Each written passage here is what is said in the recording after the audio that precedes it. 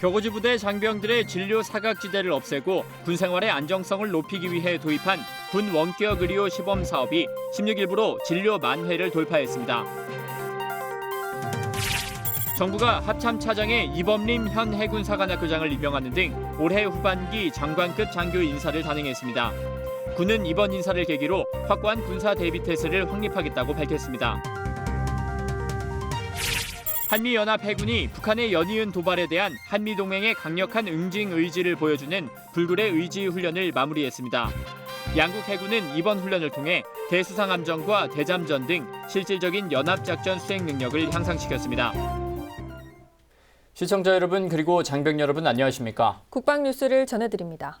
국방부가 격오지 부대 장병들을 대상으로 시범 운영 중인 군 원격 진료가 만회를 돌파했습니다. 감기와 같은 가벼운 증상도 24시간 화상을 통해 전문 군의관과 상담할 수 있고 응급 환자의 경우 즉시 후송 조치가 가능해 장병들의 호응이 높다고 합니다. 김지한 기자입니다.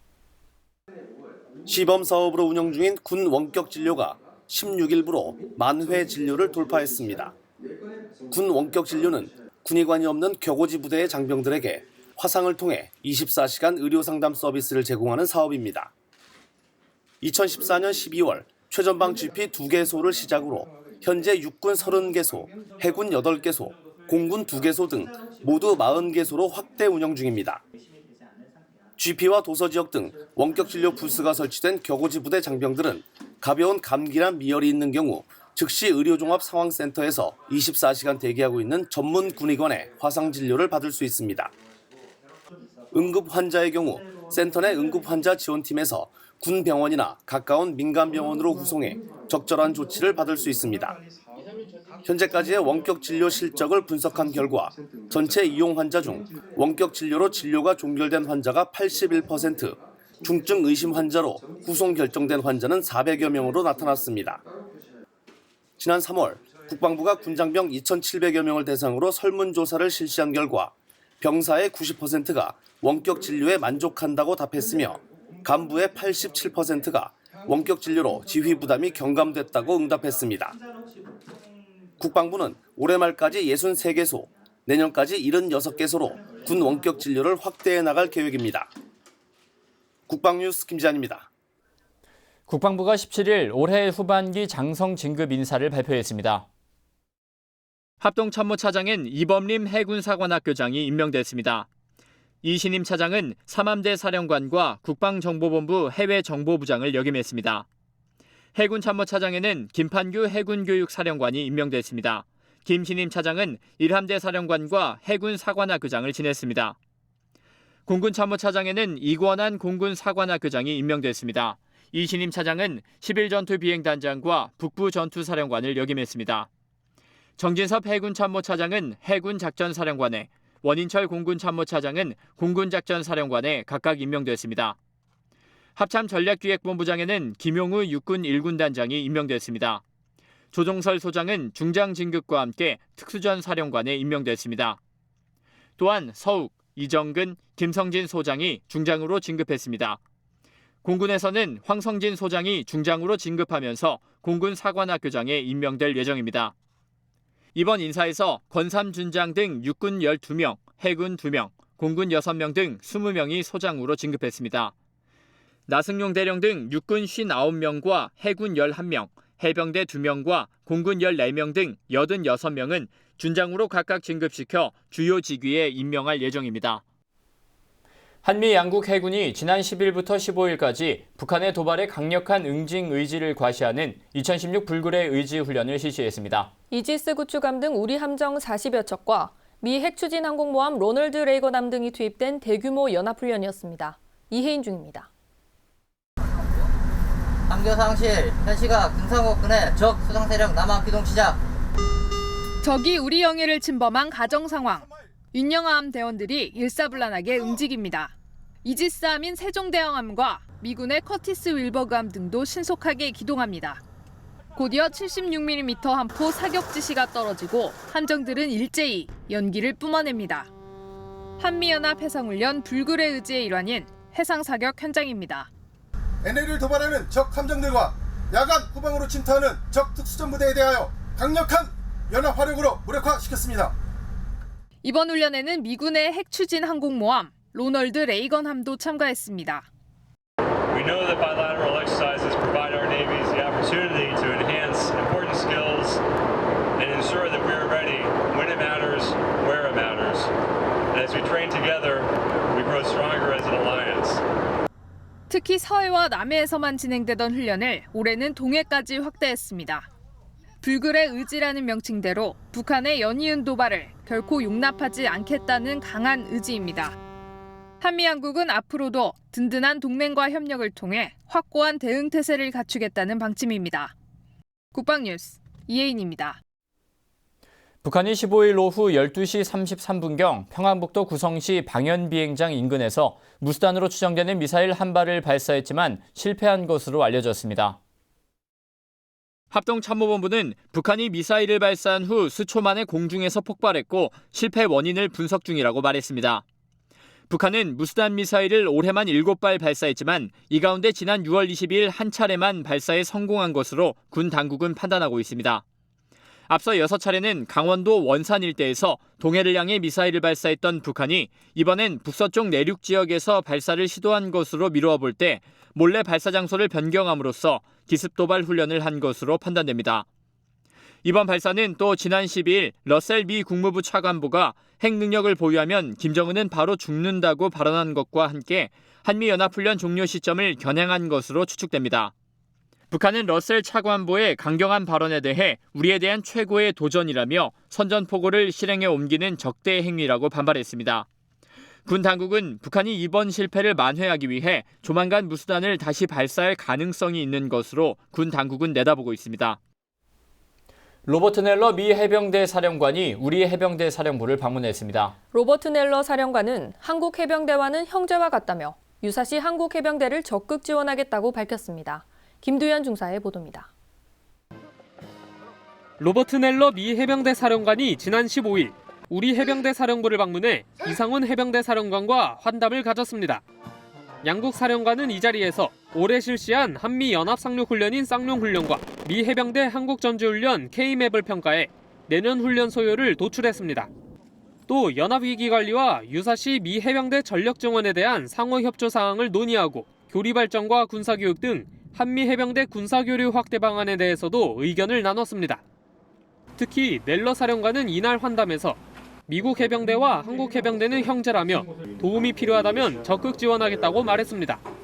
So I will commit to you today my full support and the full support of the U.S. Marines to wherever we want to go together as fellow Marines. 그러면서 항공 자산을 비롯한 미 해병대의 모든 자산을 지원하겠다고도 약속했습니다. U.S. Navy ships are flying in U.S. Marine aviation or whatever it is. We will do whatever we have to do to protect and keep our people safe. 이에 이상훈 해병대 사령관은 한반도 안보 상황이 대립 구도로 장기간 지속된 적이 거의 없지만 한미 해병대의 강력한 전투력으로 대한민국의 자유와 평화를 지켜내자고 화답했습니다. 한미 해병대는 앞으로도 유사시 적의 위협과 환경에 대비하고 미래 비전을 구현하기 위해 상호 협력을 강화해 나가겠다고 다짐했습니다. 국방뉴스 김두현입니다. 서리가 내리는 시기를 뜻하는 상강을 일주일 앞으로 두고 있는 가운데 최전방 격오지 부대에서는 겨울 맞이 준비가 한창인데요. 육군 항공작전사령부가 격오지 장병들의 따뜻한 겨울을 위해 유류 공수 작전에 나섰습니다. 강경일 상사입니다. 강원도 양구의 헬기 비행장, 유압 크레인이 적재 화물을 활주로 위로 운반합니다. 이어 화물 위로 블랙호크 헬기가 다가오자 장병들이 로프를 헬기에 연결시킵니다. 육군 항공작전사령부가 지난주부터 실시한 격오지 부대 유류공수작전 현장. 유류통을 싣고 헬기가 향한 곳은 해발 1000m 강원도 양구의 격오지 부대. 유류통 하나의 무게는 200kg. 한 번에 최대 8개의 유류통을 실을 수 있습니다. 안전하게 유류통을 운반한 헬기가 떠나고 다음 헬기가 도착하기까지 주어진 시간은 10분 남짓. 장병들은 신속하게 유류통을 운반합니다. 평시 차량을 통한 보급이 어려운 격오지 부대들은 혹한기 강설과 결빙 시 물자 보급이 제한되기 때문에 이처럼 항공수단을 이용해 월동 물자를 공급받고 있습니다. 육군 항작사는 우리 격오지 장병들이 겨울을 따뜻하게 지낼 수 있도록 최선의 노력을 경주하겠습니다. 이날 64드럼의 유류를 공급받은 장병들은 올겨울을 따뜻하게 보낼 수 있게 됐습니다. 완벽한 월동 준비로 이번 겨울도 걱정 없습니다. 가장 높고 험준한 이 산악 지형에서 임무를 수행하고 있다는 자긍심을 바탕으로 동계 경제작전 태세에 만전을 기하겠습니다. 한편 월동물자 공수작전은 차량 보급이 제한되는 최전방 격오지 부대 위주로 진행되고 있으며 본격적인 겨울이 시작되기 전까지 마무리될 계획입니다. 동계작전 준비태세 일환으로 진행된 이번 유류공수작전으로 혹한기를 대비해 월동 준비를 하는 우리 장병들의 마음은 더욱 훈훈하기만 합니다. 국방뉴스 강경일입니다. 육군이 지난 14일 제51회 제구상 시상식을 열었습니다. 부하의 목숨을 구하고 순직한 고 강제구 소령을 본받아 부대 발전과 임무 수행에 헌신해온 중대장들이 수상의 영예를 안았습니다. 김하영 기자가 보도합니다. 경건한 마음으로 고 강제구 소령의 동상에 참배하는 14명의 장교들. 이들은 올해 제구상 수상자로 선정된 육군 중대장들입니다. 14일 육군 사관학교 화랑연병장에서 열린 제51회 제구상 시상식에는 수상자와 그 가족, 생도 등 100여 명이 참석했습니다. 고 강제구 소령은 지난 1965년 10월 4일 월남전 파병을 위한 교육훈련 중 부하가 실수로 떨어뜨린 수류탄에 몸을 던지고 순직한 영웅입니다. 지난 1966년 제정된 제구상은 고 강소령의 희생정신과 군인정신을 계승해 타의 귀감이 되는 야전부대 전투중대장에게 수여되고 있습니다. 이 밖에도 엄격한 심사를 거쳐 실전적인 교육훈련으로 전투력 향상에 기여하고 솔선수범을 통해 부하에게 신뢰받는 지휘관이 수상의 영예를 누릴 수 있습니다. 올해는 지난 2년간 무사고 부대를 육성하고 분대장 교육 부문에서 공이 인정된 21사단 이형주 대위 등 14명이 선발됐습니다. 제구상은 중대장이 받을 수 있는 가장 최고의 상이라고 생각합니다. 고 강제구 소령의 정신을 이어받아 저도 살신성인의 정신으로 계속 군생활에 임하겠습니다. 제구상을 받은 14명에게는 육군 참모총장 표창과 부상이 주어졌습니다. 수상자들은 앞으로도 중대장으로서 위국 헌신과 부하 사랑 정신을 실천해 강한 육군 육성에 앞장설 것을 다짐했습니다. 국방뉴스 김하영입니다. 육군 구사단이 16일 강원도 철원군 백마고지 전적기념관에서 제64주년 백마고지 전투 전승기념 행사를 했습니다.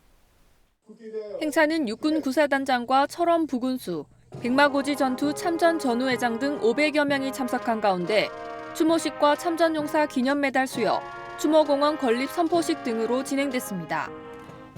백마고지 전투는 육군 구사단이 중공군 세계사단과 벌인 치열한 고지쟁탈전에서 승리한 전투로 6.25 전쟁 중 가장 치열했던 전투 중 하나입니다.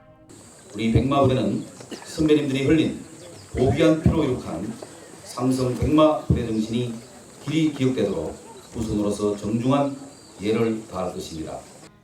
부대는 매년 10월 16일 백마고지 전투 전승을 기념하고 이 전투에서 산화한 3,500여 위에 대한 군인 정신을 기리는 추모 행사를 진행하고 있습니다.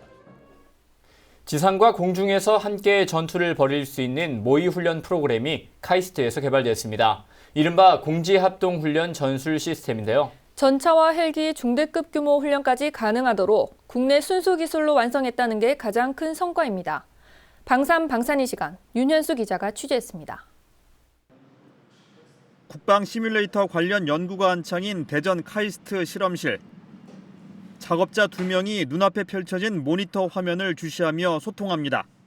승진 훈련장을 그대로 옮겨놓은 지도에서 전차와 헬기를 조종하며 가상 전투를 벌입니다.